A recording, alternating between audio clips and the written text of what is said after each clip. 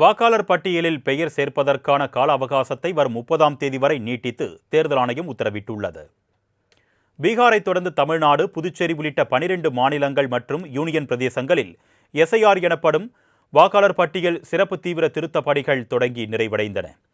இதனையடுத்து கடந்த 19ஆம் தேதி வெளியிடப்பட்ட வரைவு வாக்காளர் பட்டியலில் 97,37,000 வாக்காளர்களின் பெயர்கள் நீக்கப்பட்டதால் தமிழ்நாட்டில் வாக்காளர்களின் எண்ணிக்கை 5,43,00,000 குறைந்தது.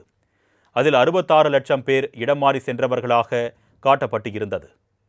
இதனால் பெயர்களை சேர்க்க இந்திய தேர்தல் ஆணையம் கடந்த மாதம் 27, 28 மற்றும் ஜனவரி 3, 4 ஆகிய தேதிகளில் சிறப்பு முகாம்களை நடத்தி தகுதியான வாக்காளர்கள் மற்றும் புதிய வாக்காளர்கள் படிவம் 6ஐ பூர்த்தி செய்து வாக்காளர் பட்டியலில் இணைத்துக் கொள்ள வாய்ப்பு வழங்கப்பட்டது.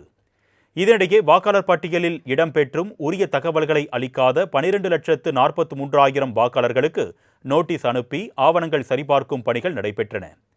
இவற்றின் கால அவகாசம் நேற்றுடன் நிறைவடைந்த நிலையில் மீண்டும் ஜனவரி 30ஆம் தேதி வரை அவகாசம் நீட்டிக்கப்பட்டுள்ளது. இப்படிவங்கள் சரிபார்க்கப்பட்டு பிப்ரவரி 17ஆம் தேதி இறுதி வாக்காளர் பட்டியல் வெளியிடப்படும் என்றும் இதுவரை 13,03,487 பேர் வாக்காளர் பட்டியலில் பெயர் சேர்க்கவும் வரைவு வாக்காளர் பட்டியலுக்கு ஆட்சேபனை தெரிவித்தும் படிவம் 7ஐ பெற்று 35,646 பேர் விண்ணப்பித்திருப்பதாகவும் தேர்தல் ஆணையம் தெரிவித்துள்ளது.